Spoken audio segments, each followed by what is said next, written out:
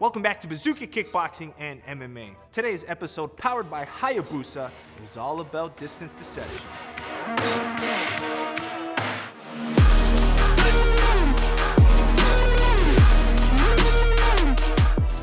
Today's episode, we're going to get into the details of distance deception. And let's break down what that word is. Distance deception is making your opponent think you are closer than you actually are. And when we talk about distance deception, there's a few fighters that really come to mind. The first has to be Floyd Mayweather. He's known for that pull counter. So what he does is he keeps his head in position so he thinks that's where he is. So when you throw a jab at him, he's able to pull out of range and counter back, which is the pull counter used with distance deception. In mixed martial arts, we see some of the bigger names like Israel Adesanya, Anderson Silva really use it well. And when we talk about glory kickboxing, one that really comes to my mind is Alex Pereira and maybe Artem Levin, guys who really confuse that range and distance. But you really need to have good eye and head position, and this is how we're going to start the video off, using distance deception with your head position. So with your head position, it's very easy that that's the target that your opponent wants to hit. So you play with the range of how close your head is to your opponent. So when we're doing something, the biggest example of using our head is, like I mentioned, the pull counter. So in order to do this pull counter well, you have to have sharp eyes. If I don't really play with distance deception with the high guard, if I'm playing with a high guard, that's more of a pressure style because I'm using my forearms to close that distance, or maybe to block and then counter off of my shell. But using the distance deception is here and nice because you make it comfortable for your opponent to think that's the range. So boom, they're finding the timing, they're finding the range. Remember, fighting is all about understanding that range and distance control. So when your opponent's throwing that jab on you and you just basically parry close to your head, then when they get comfortable, they're gonna commit to that punch, and this is where you pull out of range. So when I pull out of range, they just missed that full extension shot, which opens up the counter shot. And this is why the pull counter is really good when you set it up really well. So you gotta make your opponent think. So a lot of times it comes with a Philly shell. So you can slip, pull, and come back and attack on angles that your opponent can't see. So by having the Philly shell, I could have really attacked that up angle off of head movement and off of slipping and off of countering.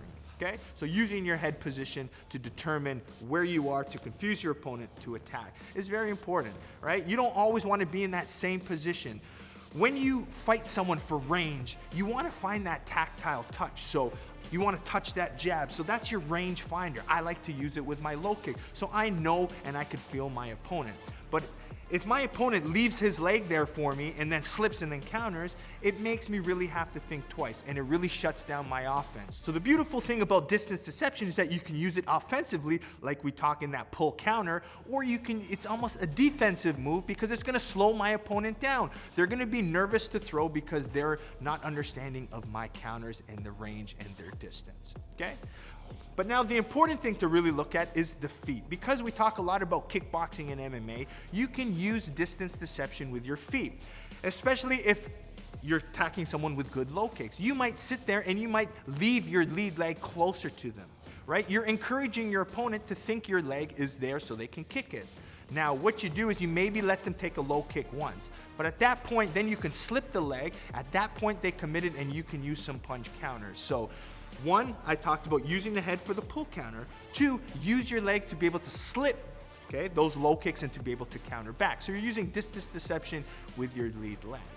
But when talking about the subtleties, the technical side of distance and distance deception, is you have to really look at your opponent's feet. Okay, I'm gonna give you another analogy of basketball. When someone plays basketball and they're doing all of this, smoke and mirrors, trying to cross you over, fake you out. When you're playing defense, you really wanna look down at your opponent's center line here, right? You wanna look at their chest, look at their stomach, because that won't lie. Their hands are moving, but their torso isn't.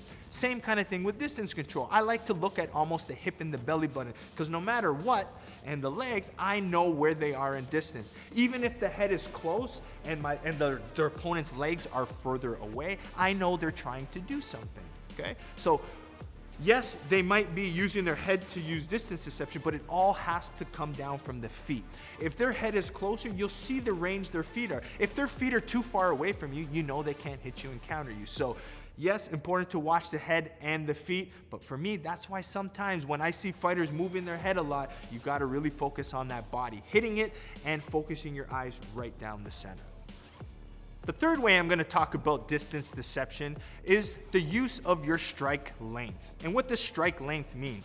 So you could throw your punches in different ranges. For example, if I throw a rear straight, I can throw it short with my shoulder behind. I can throw it long by extending my shoulder. Okay, I can throw it with a bent arm, or I can extend it out. So those all offer me different ranges to my target, right? If my opponent's further away, I'm gonna reach, extend, use my lat, my rear delt to get more range. If they're closer, I might use what I call the little duck punch because it's nice and short and I can catch my opponent and I got full extension. So when you talk about distance deception, I use it in my strength length as well. So say for example, using a jab, if I touch the jab maybe 10 times at this range, but the 11th time I step in a little deeper, that 11th jab is gonna land because my opponent is used to the distance at that one range. I can do it with all of my strikes. My right hand, 1, 2, and then also the 1 long. So a lot of times when I'm coaching my fighter, you'll hear me say 1, 2, 1 long. So I want the second strike of the cross longer. Short, short, short, long. So now my opponent who's parrying or trying to use defense has now have to compensate for the range. And a lot of times those extra long shots really land and do well. I'll give you an MMA example, Kelvin Cater. A lot of his big knockouts happen because his opponents think his right hand is shorter than it actually is. And then the big knockout happens when you see him unfold, extend, and provide more range on the strike, okay? He made you think that his weapon could only attack you from this range. Next thing you know, he changes it. He's attacking you when you thought you were safe and out of range. Distance deception. Now that we talked about distance deception and how to use it with your head, your legs, and your strikes, it's important to talk about how do you shut them down. So the first thing you need to work on is looking at your opponent's legs. With the head position moving, the legs aren't really moving. So the best opportunity is for me, use a nice high guard, crash, and attack the legs. I don't care what you're doing with your hands because you're up here moving, but your legs aren't moving. So using the calf kick against distance deception works really well because a lot of times guys will stand bladed when they're trying to use their distance deception as well. I talk about the Philly shell using that pull counter style. The leg is there, and if they're bladed, even better for the calf kick and the low kick. So really focus on the legs when attacking. The second thing you want to do is use feints. If I know they're trying to set me in, they're trying to create a trap, because ultimately a pull counter is a trap. They're trying to make you think the head's there, pull counter. But if I use feints now, if I think my opponent is trying to trap me, I'm gonna use a feint. By seeing the feint, I can see my opponent's reaction. If I see the head pull back and that, that rear hand get cocked and ready to go, what's gonna happen is I'm aware that the pull counter is happening and I'm able to move and adjust my distance and my strategy, okay? Ultimately then, I'm gonna be feinting, using my low kicks, feinting, using my low kicks to try to shut that trap down. And finally, if I'm not sure and I need to know, maybe it's the third round and this distance deception is really slowing my offense down. As I mentioned, remember, if my opponent's using distance deception, it might slow me down because I don't know what's happening. So ultimately what I'm gonna do is I'm gonna use my high guard and I'm gonna crash distance. I'm gonna get inside, I'm gonna try to either one, clinch up on them or push them off with my shield and attack. Or if you're doing some MMA, maybe feint, shoot for the legs, go and attack to change levels. But you can't just sit there and let them use that trap to kind of set you up.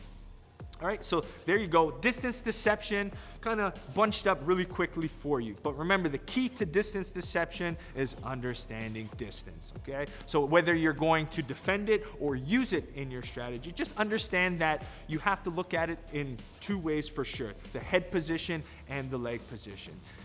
And again, as I mentioned, the third way, and a lot of people don't really talk about it, strike length. Again, you're decepting your opponent with distance. So this is why I put it as number 3 in this video. So make sure you keep liking and subscribing to Bazooka Kickboxing and MMA, and make sure you support our channel sponsors and go to HAYABUSAfight.com and check out their T3 boxing gloves, as they're my personal favorite. If you like the channel and you like the information and you like the gear that I'm wearing, head over to bazookashop.com and get some merchandise from there. Okay, keep liking, subscribing, and we'll see you next time here at Bazooka Kickboxing and MMA.